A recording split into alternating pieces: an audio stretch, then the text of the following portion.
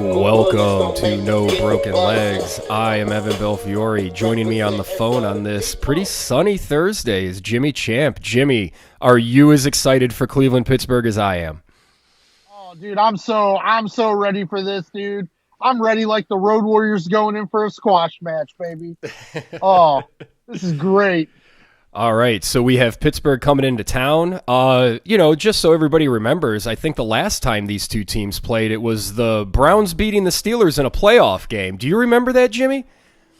I do. It was pretty fabulous. Yeah, that was a great day of football. And I believe the Browns have now won 2 straight against the Pittsburgh Steelers, counting that playoff game. These are all things we don't get to celebrate very often. No, that's kind of the thing. We always have to hear about Roethlisberger's record against Cleveland. Well, I'm more interested in Kevin Stefanski's record against Pittsburgh because it's 2-1 right now, and it's about to be 3-1. Boom.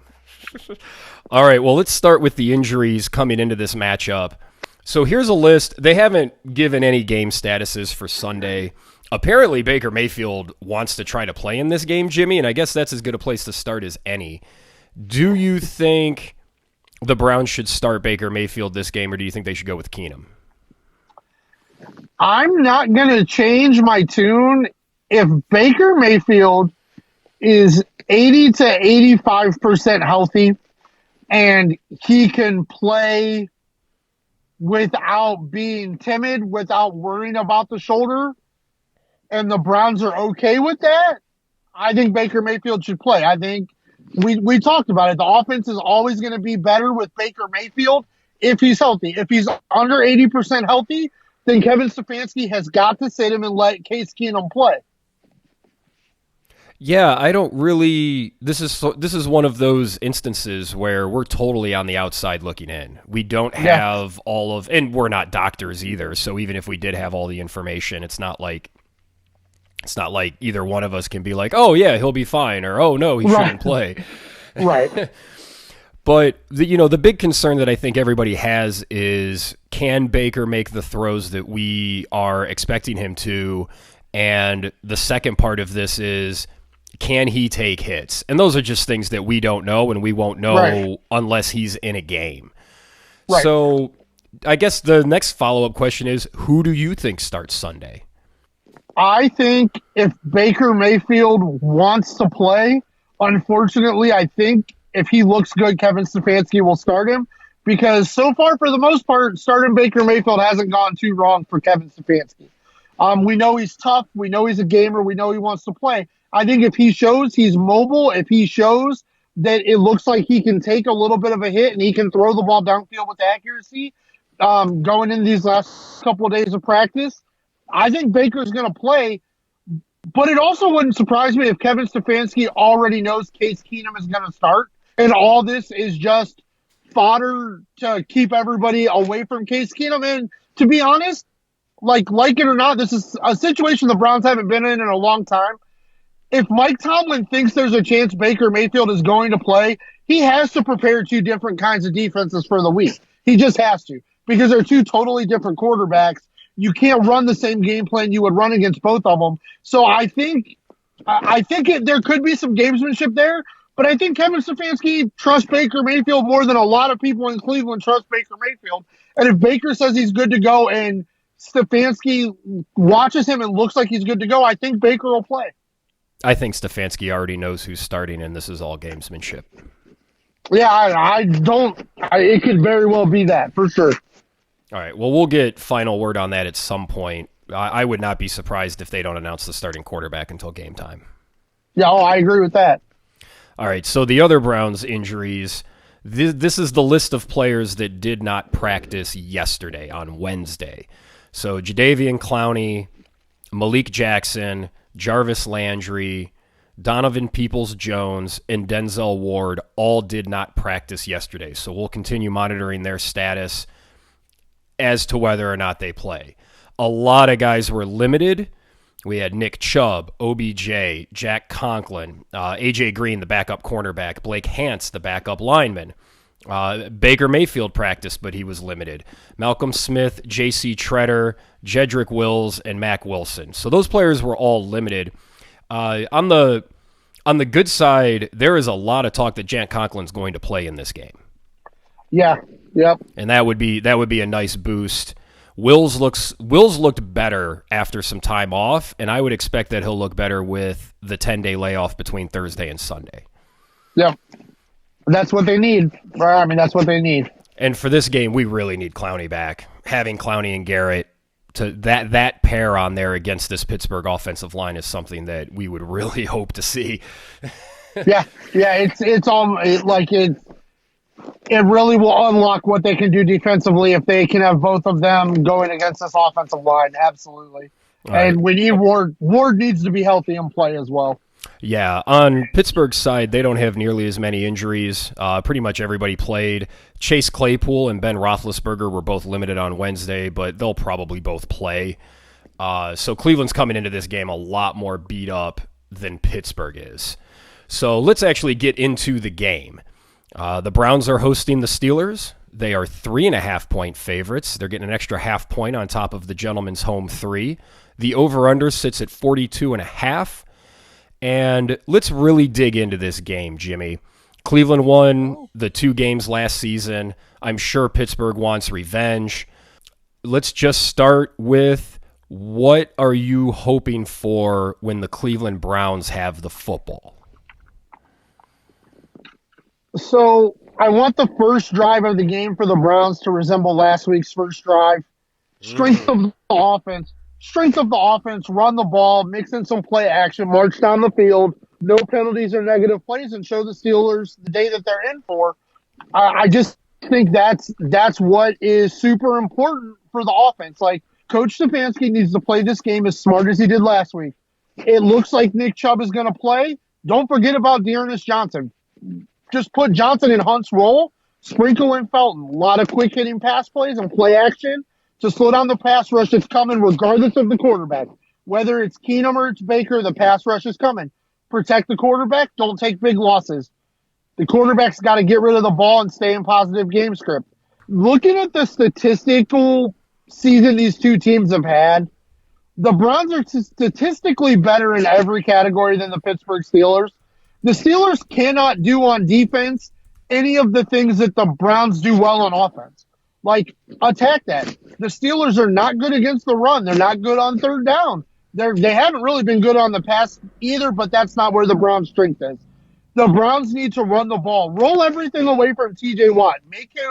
Don't let him wreck this game for you. Make somebody else make plays. Send everything away from him, especially if Conklin and Wills are both healthy and Treader plays.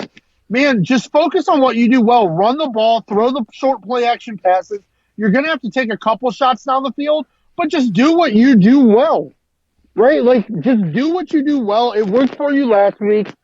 Do it again this week. Yeah, don't get too crazy. The 2 things that I'm looking at most in this game are how the 2 lines face off against each other. So how are the Browns going to hold up in pass protection? And here's some stats. I've been pretty critical of the pass protection this season because I don't think it's been very good.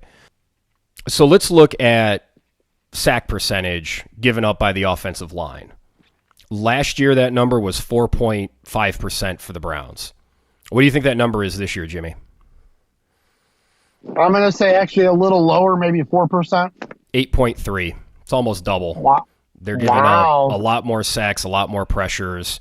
The last 3 games, it's been at 6.8, but last week they had it at 2.9, and we saw that with Keenum. He was mostly, he was mostly clean. There were a couple of times they got to him, but I think if the line holds up in pass protection like it did last week, I think they'll be mostly okay. I do have a question about Felton. Why is he not getting more time on the field?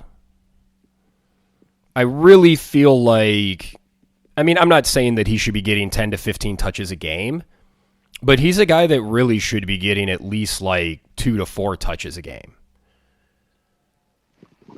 I don't disagree with you.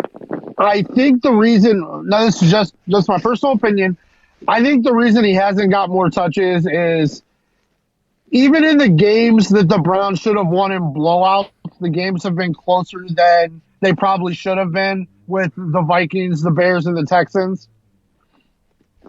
And then in the 3 losses, I don't think you were going to put Felton on the field in those big games and those big moments when you could have Kareem Hunt or Nick Chubb on the field. Yeah, but but if we look at the game last week, he had 2 rushes and that was like it. That was it. Yeah, but he had 2 rushes, he had 3 catches. I mean, now granted, Deandre Johnston was great on that Thursday night game, but we saw him against Houston make some big plays. He just hasn't really been used at all since then. It just seems very odd, especially with Hunt being hurt, with Chubb being dinged up. I'm just surprised we haven't seen more of him. Well, I think you may see more of him this week. Last week it didn't really surprise me because what they needed to do was exactly what they did with Johnson. They didn't need any quick hits, any big kind of splash plays. They needed to just smash mouth the football. But you may see Felton have more touches in this game, especially with the injuries at the wide receiver core. Like he may be lined up in that slot role a lot this week, actually, depending on the health of Landry, OBJ, and DPJ. So I wouldn't be surprised to see him worked into this game plan with the Steelers, if for no other reason, because this is a team that knows you really well, and that gives you an offensive weapon that they haven't seen before. They don't have game tape on how they've defended Felton. So it may really make sense to have Felton more involved this week. Let's look at the other side of the ball. What are you hoping for when the Steelers are on offense, Jimmy? Well, I would hope that both Clowney and Garrett are healthy. And I hope you're able to just go forward and get pressure. And then for me, the key of this game is the secondary. Because we know the Steelers are going to take shots down the field. What the Browns cannot do is give up 60-yard pass interference calls in this game. The secondary, like the Steelers wide receivers are good. Ben is struggling, but the wide receivers are still good. They have to be able to be physical without drawing the PI. It's been hard for them this year, but they're just going to have to figure out how to do it, because the last thing you want to do is get momentum flipped where it's 3rd and 14 and you give up a 25-yard pass interference call to extend the drive, or give up the 25-yard catch, because we know Ben is going to continue to test the secondary. But the secondary played much better last week. They played more connected. So I'm hoping that continues this week. The concern I have in this game is how the linebackers will handle Najee Harris. The Steelers are one of the worst teams in the league at running the ball. They are currently 4th to last in the league running the football. They're going to get Najee Harris the ball in the pass game, right? It's going to continue to be the screens and the little wheel routes. I'm concerned that our linebackers will not be in the right position, or they will not tackle, because Najee Harris is a grown-ass man, and you're going to have to bring the hit stick, and you're going to have to wrap him up and get him on the ground. That concerns me, but the linebackers played much better last week than they did the week before. So I think that will be key, but that's where it is no pass interferences down the field and wrap up Najee Harris. Don't let him get all those yards after contact. Tackle him where he catches the ball. The Steelers have been, like, multiple times this year, on, like, 3rd and 15, the Steelers have thrown screen passes behind the line of scrimmage. Like, they're not – if they don't see openings down the field, Ben is quick to just throw the ball out to Najee Harris. The linebackers cannot let Harris get going. They've got to tackle him where he catches the ball. And that's something we've seen the Browns do better this year, is they have been getting up and making tackles on those types of plays. And that has been a very welcome change. They're not perfect, but they're definitely better. Yeah, but a lot of those tackles were being made by JOK. Yeah, and he's unfortunately not playing.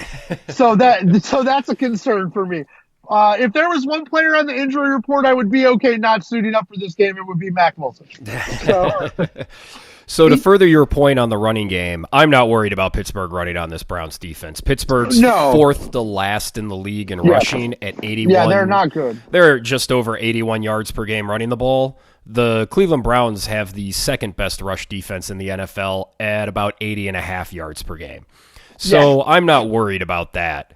My biggest concern in this game when Pittsburgh has the ball is those deep shots down the field, echoing what you said. Can they avoid pass interferences? Can they avoid miscommunications where you get open guys downfield? We saw against the LA Chargers, that's what killed them. You just gave the Chargers 14 free points.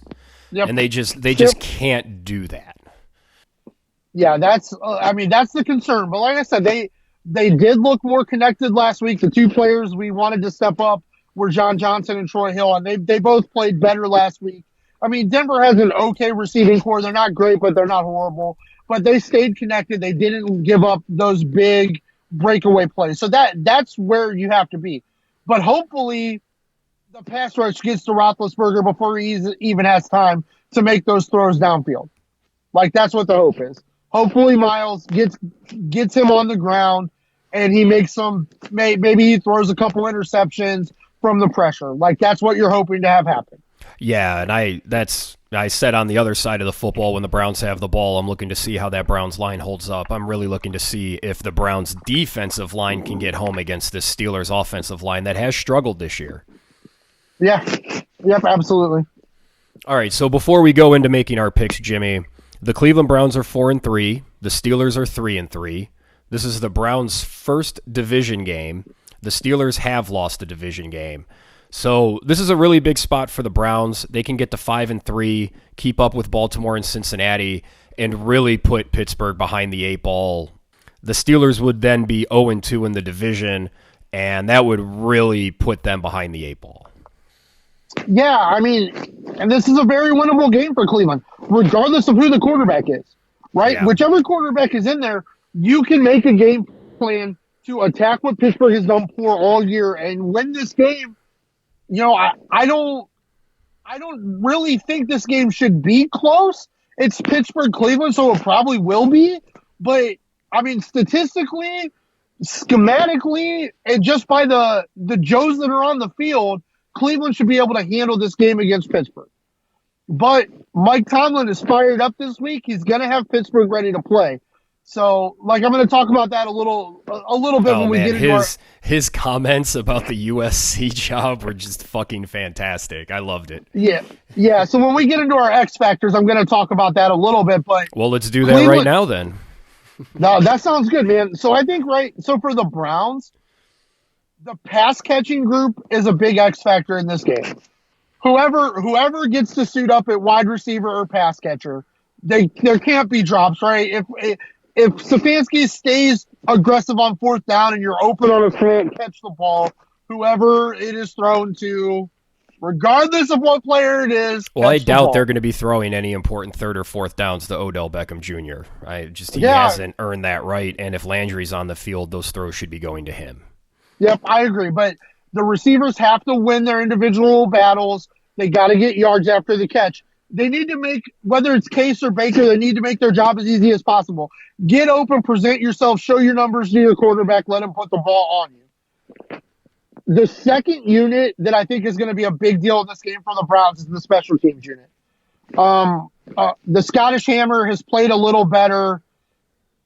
Really, with the exception of the Chiefs and the Chargers game, he's been good. He was really poor in those two games, and it cost the Browns field position a lot. And in close games like that type of stuff is a difference maker. Yeah. So I need him to play better, get the ball down the field, flip fields when you have to punt. We need McLaughlin to keep making kicks. I think one of the wildest things to me, one of the craziest things in this game with all the missed kicks that have gone on in the NFL this year, these two teams, both teams have only missed one kick. Neither team has missed an extra point, and each field goal kicker has only missed one kick.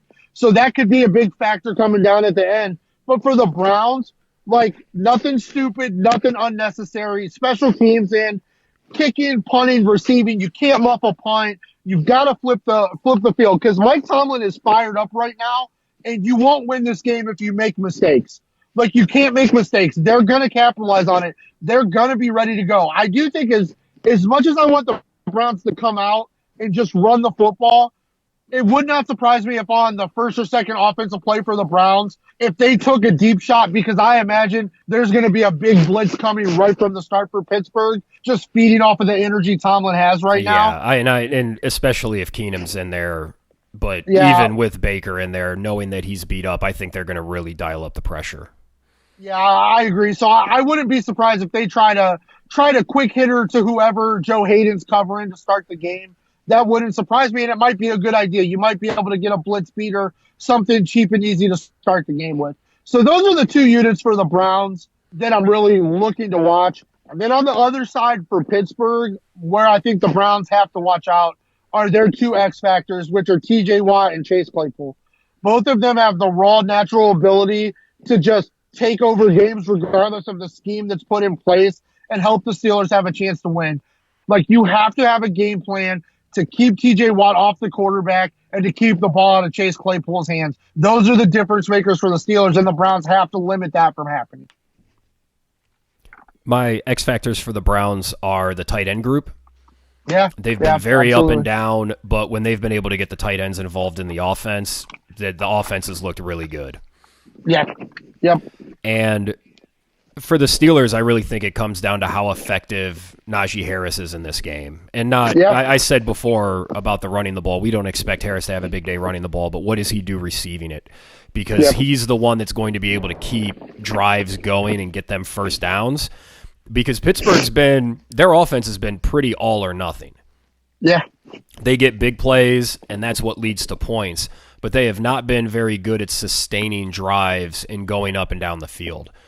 So Harris is really big for them to have those opportunities to take shots downfield. And if they can really stifle him in the pass game, that's really going to hamper what Pittsburgh can do offensively. Yeah. All right, Jimmy, it's pick time. Who you taking? Man, I'm taking the Pittsburgh Steelers at plus 3.5 because I just see this being a field goal game one way or the other.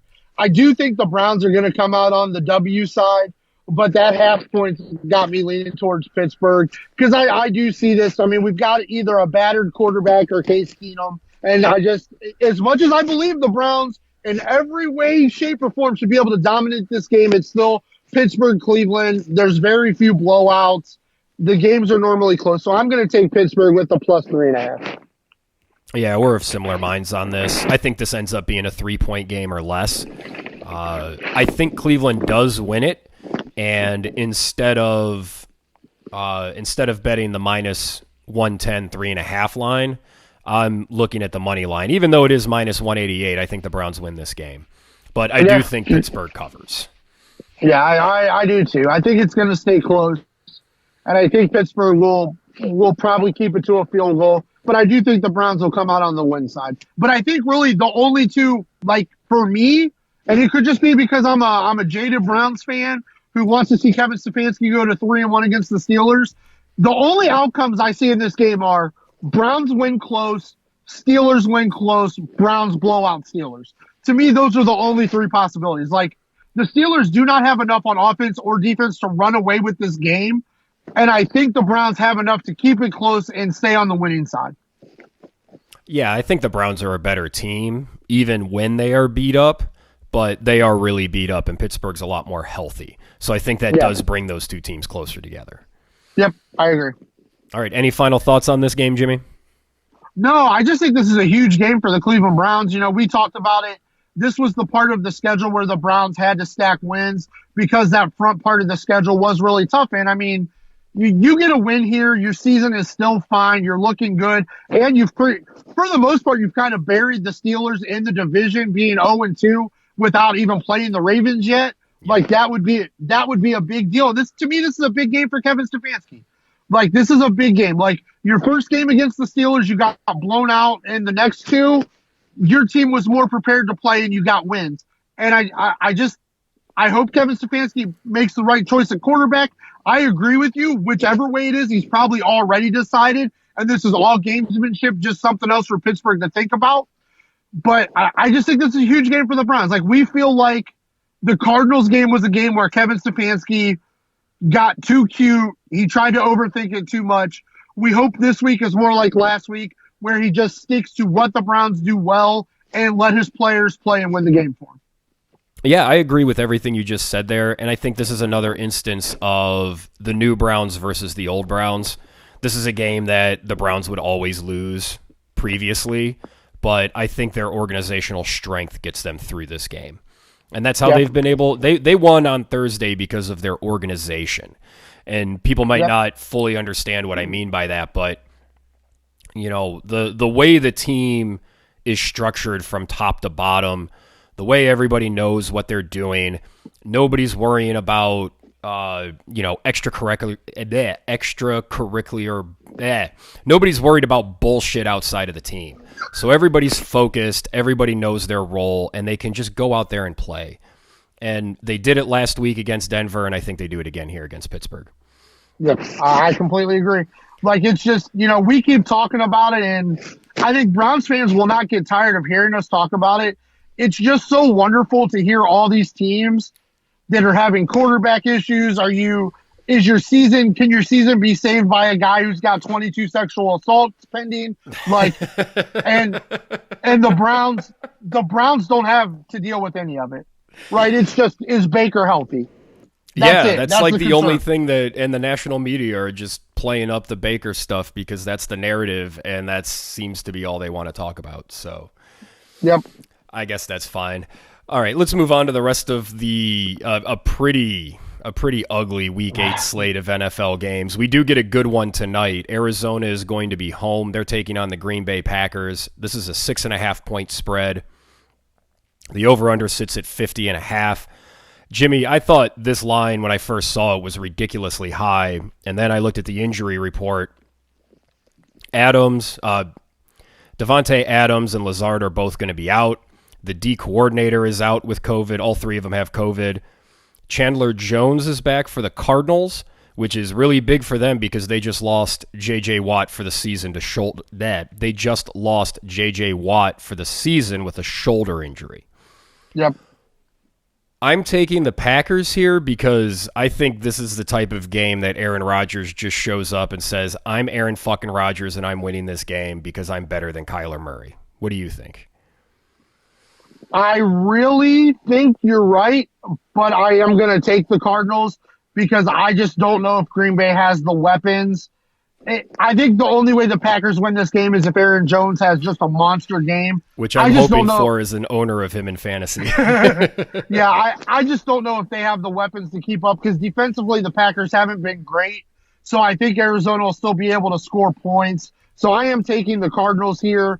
Like, I think they can win this game by a touchdown, but it would not surprise me if Aaron Rodgers did exactly what you just said.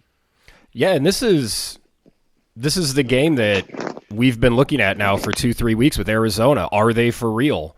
And if they come out and they win this game and they really dominate and keep looking very impressive, they look tough to beat right now. Yeah, they sure do. All right, staying in the I forgot to mention, Jimmy, there are 2 buys this week. The Raiders and the Ravens are on buys. So the only other team playing in the AFC North is the Cincinnati Bengals, who are leading the division, surprisingly. They're traveling to New York to take on the woeful Jets. They are 10-point favorites. The over-under sits at 43. Zach Wilson's out for the Jets. They just picked up Joe Flacco. I don't know if Flacco's going to start or if it's going to be Mike White. But either way, I'm taking the Bengals because I don't think it matters who the quarterback for the Jets are. I think they're terrible. I agree. I'm also going to take the Bengals, but I would love to see Joe Flacco throw for like 400 yards on the Bengals. That'd be great. Like, it would be like old times. I would love to see that happen. But like, kudos to the Bengals on the season they're having. I'm down on them a little bit more than more people because I think most of the games they've won, they should have won. But Burrow and Chase, as long as they're healthy, they both look really good. But kudos to the Bengals on the start they've had. I'll take the Bengals at -10.5. Yeah, the one thing we'll have to see is do the Bengals come out after that big win and have a little bit of a letdown game? That's what we'll have to see with them. Can they sustain their level of play? Our next game is the Tennessee Titans. They are traveling to Indianapolis to take on the Colts. This is a 1-point game with the Titans favored. The over-under sits at 50.5. Both of these teams have been playing surprisingly well, Jimmy. Who do you like in this game? I don't even think it's close. Give me the Titans all day. Yeah, I'm taking the Titans and making it a lock. Give me Derrick Henry or give me death. Yep, absolutely. Do you think the Colts' recent good play is sustainable? No. It has been funny listening to national media talk about the Colts because, you know, they didn't want to talk about the Colts when they were shitty, and now they've won a couple of games and looked better, and now all of a sudden you hear the Frank Reich talk again. It's like, well, where was that fucking 5 weeks ago when they were garbage? Yeah, they wouldn't have beat San Francisco if there wasn't that weather going on. They haven't beat a good team yet.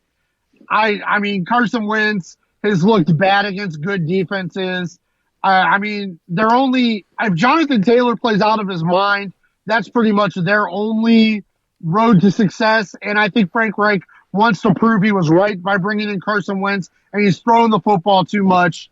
I'm going to always take a good team against Indianapolis because I just don't think their roster structure is good enough. Yeah, I agree with all that.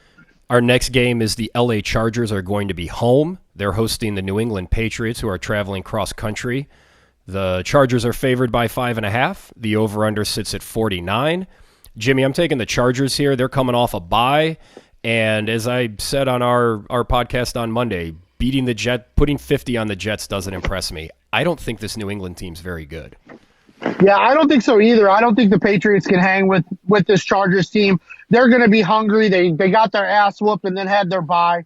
They're at home. They're going to be hungry for the win. They got to be at least a touchdown better than the Patriots here. So I'm with you. I'm taking the Chargers. All right, staying in the AFC East, the Buffalo Bills will be hosting the Miami Dolphins, who you took kind of a veiled shot at with Deshaun Watson, and I will echo that veiled shot because they're a fucking mess. If you're hoping a guy with that kind of shit hanging over his head is going to save your franchise, that ain't great, as Nick Wright would say. Buffalo are 13.5-point favorites in this game. The over-under sits at 49.5. I'm taking the Bills. I'm making it a lock. They've won 4 of the last 5 games against the Dolphins by double digits. I don't see how Miami's going to be able to hold up against this Bills team that's playing really well. Yeah, it's a lock for me as well. I love both of these bets. I think the Bills will score 49 by themselves. Yeah, they might. So I love both of these bets. Miami's in a horrible tailspin. They're having a season from hell. We'll see how Brian Flores, see what the organization does, see how they bounce back as a team. But I think they're about to get worked by the Buffalo Bills. Well, here we go again, Jimmy.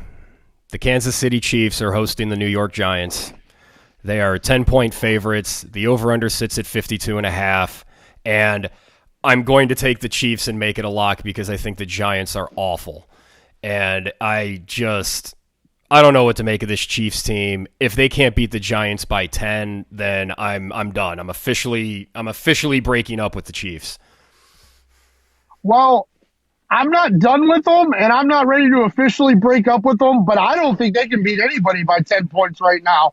I'm taking the Giants. The Giants are going to fight till the end. I think it may be like they may have a 17-point fourth quarter to cover, but I have no reason to believe the Chiefs can score enough with their defense to beat anybody by 10 points right now until Patrick Mahomes gets right. I'm not betting on them right now. I'm going to take the Giants. That's very fair. I just can't quit the Chiefs for some reason. You just look at that. Like, I still don't understand how they don't just move the ball up and down the field, just throwing the ball to Kelsey and Tyreek Hill. But I don't know. Maybe teams have figured something out there, or maybe it's the rest of the guys just aren't stepping up. Yeah. We have another big line. The LA Rams are 14-point favorites traveling to Houston to take on the Texans. The over-under on this is 47.5. Last week, the Lions, man, they just threw the fucking kitchen sink at the Rams. Wow. And they still lost by 10. I like the Rams here. I don't think the Texans are very good. You've been higher on the Texans than I have. Do you think they have any chance here? Well, no, because it's starting to fall apart now. They just traded Mark Ingram, so they're going to roll Phillip Lindsay and David Johnson out there at running back. Their defense, they've been pretty good against the pass, not good against the run. So I don't know how the Rams will attack that, but yeah, give me the Rams all day here. Yeah, that was the first trade that we got. Mark Ingram going back to New Orleans. Yeah. Our next game is the Tampa Bay Buccaneers. They are traveling to New Orleans to take on the Saints. This is a 5-point game that the Buccaneers are The Buccaneers are favored by 5. The over/under sits at 50. I'm taking Tampa Bay and making it a lock. I'm just going to ride Tampa Bay, and that Brady. Before the season, Jimmy, we had looked at Tom Brady as a really good value bet for MVP.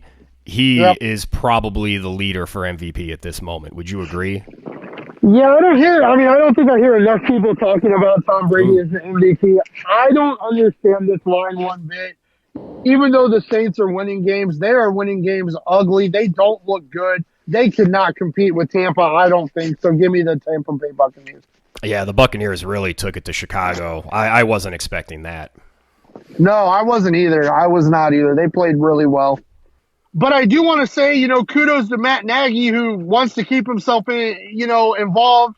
The one thing you can't do against the Buccaneers is run the ball, and all he tried to do was run the ball with his third-string running back. So, good job, Matt Nagy.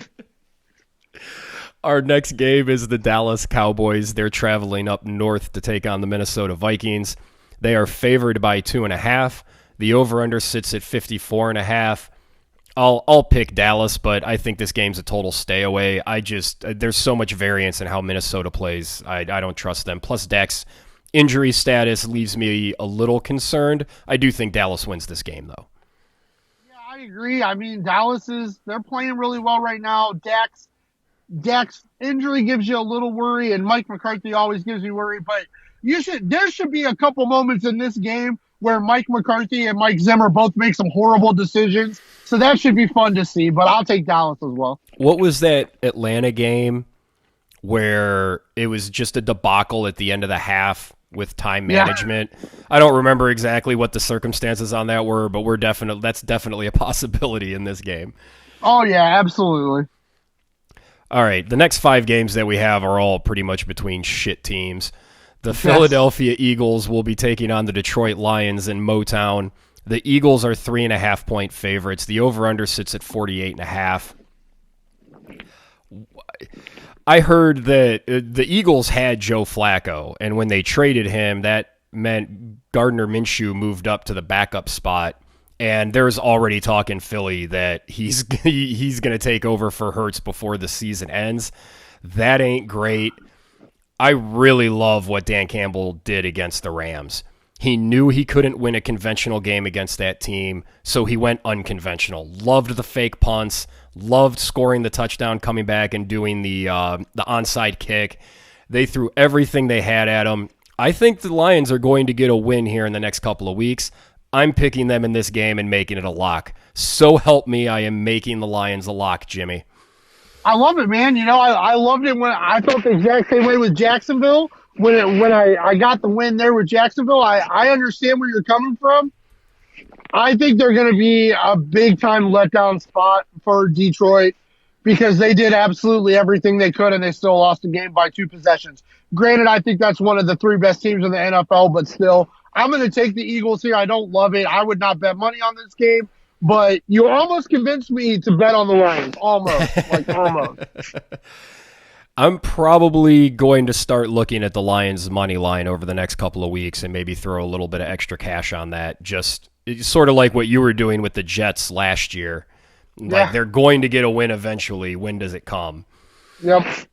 All right, our next game is the aforementioned San Francisco 49ers taking on the Chicago Bears. This is in Chicago.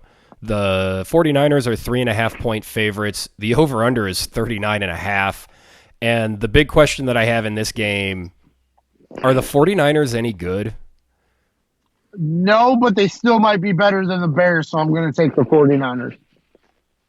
I'm taking the Bears with the points, but this is a total stay-away game. If you can figure out what either of these teams are going to look like on Sunday, you're better than me. Yeah, I think one of the podcasts we need to have at the end of the year is where we tell the truth about coaches that media wants you to believe that are good. And right after Frank Reich, I think Kyle Shanahan has to be on that list. Yeah, he's a sub 500 coach. Yep. As a head coach. Yep. He seems to be a guy that's more fit to be a coordinator. Like, Yep. he's too good to be an offensive coordinator, but he's not good enough to be a head coach, and that seems to be his level. And I don't know. He's making poor decisions roster wise. I mean, Trey Sermon is your most healthy, talented running back. Play him. Brandon Ayuk is your second most talented pass catcher with George Kittle injured. Play him, but he's trying to make them run through walls to prove they deserve to be on the field. Their ability says they deserve to be on the field. But I do think they're going to beat the Bears because I don't think Matt Nagy has a clue what he's doing. So I'm going to take San Fran. You're only saying Matt Nagy doesn't have a clue what he's doing because you've watched the Chicago Bears play. I will never get over their game plan last week. I will never get over it, like, ever. And the game plan they had against the Browns made no fucking sense either. Yep. Yeah, hey, let's go empty set against this pass rush. Oh, my God. Just bad coaching all around. The Denver Broncos are home. They're going to take on the Washington Armada. I'll just make a quick comment here. The NFL's not going to release anything on the Washington report about everything that went on in the front office. I would be surprised if this doesn't eventually leak, but I don't think we're going to hear much about it for a little while or until it does leak. Yeah, I agree. Back to what's on the field.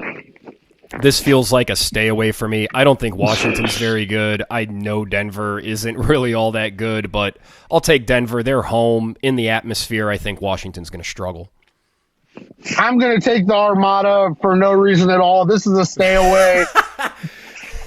Why are you taking them? I don't know. I'm just taking them. Both of these teams stink. Anything could happen. Yeah. Those are my favorite picks. Our next game is, Jimmy, this pits two teams that we've been on opposite sides of. I thought Atlanta would be good. You thought Carolina would be good. And it looks like we were both wrong. It doesn't look like either of these teams are good. The Falcons are 3-point favorites. The over-under sits at 46.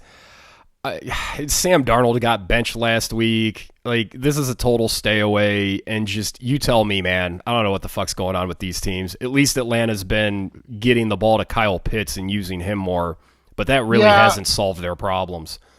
Yeah, Atlanta's starting to have an offense. Carolina's defense has fallen off since J.C. Horn got injured. They're just not playing with the same intensity. I'm taking Carolina. I don't know which one of these teams are better. I'm hoping Carolina bounces back. I'm not sure if CMC is back or not, but I'm hoping Carolina bounces back, gets a win here. But I agree with you. Probably don't bet any money on this game. Too much variance. Christian McCaffrey will not be back until week 9 at the earliest. He was actually put on IR, so he's not going to be eligible to come off for a few weeks. That should bode well. I'm taking Atlanta because I picked them to be better than Carolina before the season, but that's the only reason. These two teams suck. Don't watch this game. Yep. Speaking of another game that people should not watch any of, the Seattle Seahawks are going to be hosting the Jacksonville Jaguars. Seattle are 3.5-point favorites. The over-under sits at 43. I've been consistent, Jimmy, 2 weeks in a row. You bet against Geno Smith, and I'm going to do it a third week, and I'm picking the Jaguars. I'm picking the Jaguars and the Lions in the same week. How fucked up is this schedule? Are you okay? I know your allergies have been bothering you. You feeling all right? I don't know. Maybe I'm too hopped up on allergy medicine. No, I don't blame you. I mean, Seattle, it looks like it goes deeper than Geno Smith. Seattle just doesn't look right. They're not playing under control. They're not playing disciplined. Looks like they got safeties that can tackle but can't cover. I think Jacksonville should be able to win this game, which is why I'm going to take Seattle. Okay. Yeah, Jamal Adams hasn't been the difference maker on defense he has in years past. And obviously with Geno Smith starting for Russell Wilson, that really hampers what you can do offensively. But do you think there's any chance Pete Carroll leaves, or I wouldn't imagine he gets fired? I would think he would be given the option of resigning. or retiring. Yeah, I think it would probably depend on Russ's health and probably just how bad this season goes and where they're looking because, the Rams and the Cardinals, their stock is going up. San Fran's stock might be going down. So Pete Carroll might not want to be in for another 4 years of dogfighting in the division. So it wouldn't surprise me if Pete hangs it up. Yeah, and here's another shocking stat. The Seahawks are 0-3 at home. Yep. Yeah, they're just not right at all. So, what are your final thoughts here on Week 8, Jimmy? Nothing. I'm sad the Packers got hit by the COVID bug because this was looking like another big time Thursday night game. We've had some pretty good ones this year. And I agree with you. This still might be must watch TV because Aaron Rodgers just might throw his team on his back and just make it happen. But there are some stinkers this week, but this will be another time where, especially in the AFC more than the NFC, we've seen good teams drop some games to bad teams. So there are games where I feel like I'm very certain I know who's going to win, but I still want to watch to see how it comes out. I am curious to see how Cincinnati plays against the Jets. I mean, the Jets just got shellacked. The Bengals with a great win. Wouldn't surprise me if the Bengals come down a little bit. The Jets play a little better.